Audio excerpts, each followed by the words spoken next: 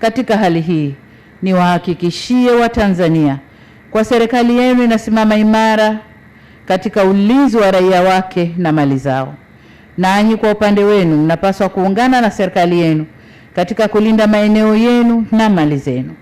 Vitendo vya kigaidi katu havikubaliki, sio kwa Tanzania tu bali ulimwengu mzima. Hivyo basi, niwaonye kwa mara nyingine wale wote wanaojishughulisha na vitendo hivyo kwamba taifa lolote duniani hutumia nguvu ya dola kuhami raia wake na kulinda heshima yake. Nasi Tanzania kama taifa hatutasita kufanya hivyo. Mheshimiwa Rais, ndugu viongozi na wananchi wenzangu, napoelekea kumalizia hotuba yangu, nataka niwahakikishie kwamba serikali ya Jamhuri ya Muungano wa Tanzania itaendelea kuunga mkono juhudi zote zenye dhamira ya kulinda amani, kuendeleza umoja wa muungano wetu na kuimarisha ustawi wa wananchi wetu. Zanzibar ikiwa na amani, Tanzania inakuwa salama.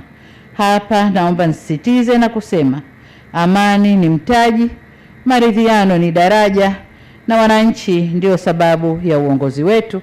Hatuna budi kuwatumikia kwa amani na utulivu. Nimalizie kwa kurejea maandiko ya Qur'an au Qur'an tukufu katika Surat Al-Hujarat aya ya 10 yanayotukumbusha kuwa waumini ni ndugu na kutekeleza kupatanisha baina ya ndugu.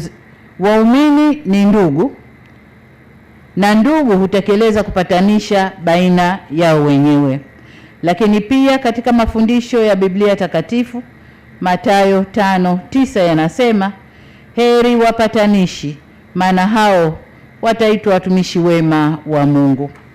Mafundisho haya yote yanatuhusia kuwa kuleta amani, kujenga maelewano na kulinda umoja ni wajibu wetu mbele ya Mwenyezi Mungu. Hali kadhalika ni matakwa ya kikatiba na miongozo mingine ya kibinadamu. Hivyo basi, niwaombe tena viongozi na wananchi wote wa Zanzibar na Jamhuri ya Muungano wa Tanzania kwa ujumla, tuendelee kushirikiana tukikuomba Mwenyezi Mungu atupe hekima, uvumilivu na unyenyekevu, na tuongoze katika njia sahihi ya kulinda makubaliano haya kwa manufaa ya Zanzibar na taifa lote kwa ujumla. Asanteni sana kunisikiliza. Asante.